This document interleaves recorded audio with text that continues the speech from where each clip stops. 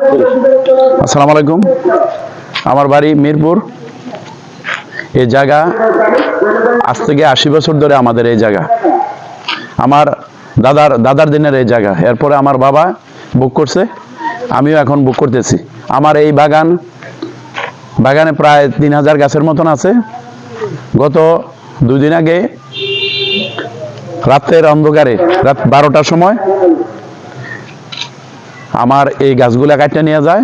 প্রায় গাছ 15-16টা গাছ 15-16টা গাছ কাটতে নিয়ে যায়। গাছের আনুমানিক মূল্য প্রায় 70,000 টাকা।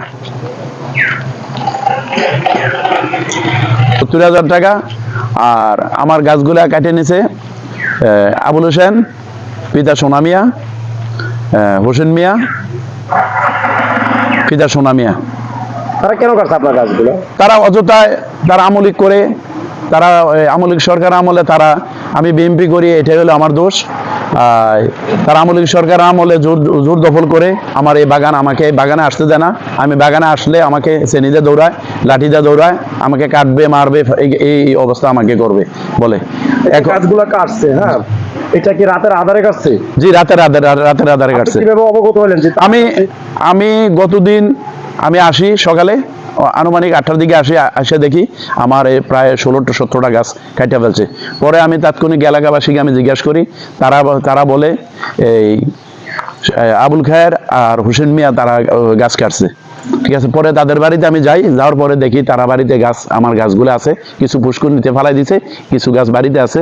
এই অবস্থা। তারা কি দাবি করে কিনা এই জায়গা তাদের? হ্যাঁ, তারা জোরপূর্বক দাবি করতেছে এই জায়গা। এই জায়গা আমার দলিল আছে, আমার দলিলের জায়গা। বিএস আমাদের নামে হয়েছে, সিএসও আমাদের। আর এরপরে আমি এই দাহিলা কালিকাপুর তহসিলদার অফিস, আমি অনলাইনে হয়েছি আমার দাহিলা।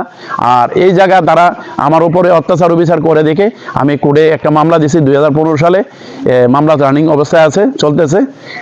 এখন যখন আমার গাছ কাটার কারণে আমি আবার গত 2 দিন আগে আবার আমি মামলা দিয়েছি।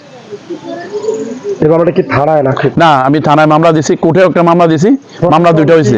প্রয়োজনীয় কোনো ব্যবস্থা নিয়েছে কিনা এই অভিযোগ? প্রশাসন অবশ্যই ব্যবস্থা নিয়েছে। ওরা বলছে যে আমরা দেখবো, আমরা আসবো, দেখবো, ওইটা আমাকে বলছে।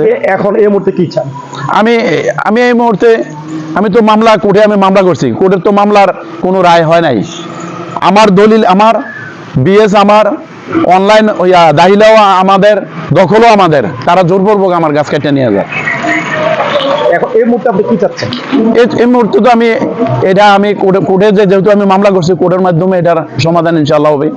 আমি তো তাদের সাথে আমার ঝগড়া করার দরকার নাই, কিন্তু আমি এখানে আসতেই পারি না। তারা আসলে আমাকে চেনিতে দৌড়ায়, দাও দিয়ে দৌড়ায়, কাটবে, মারবে, গাইবে, মানুষের কাছে বলে আমার ঠ্যাং ভেঙে লেবে, পা ভেঙে লেবে, এরকম এই অবস্থা। আমি এখানে আসতে পারি না।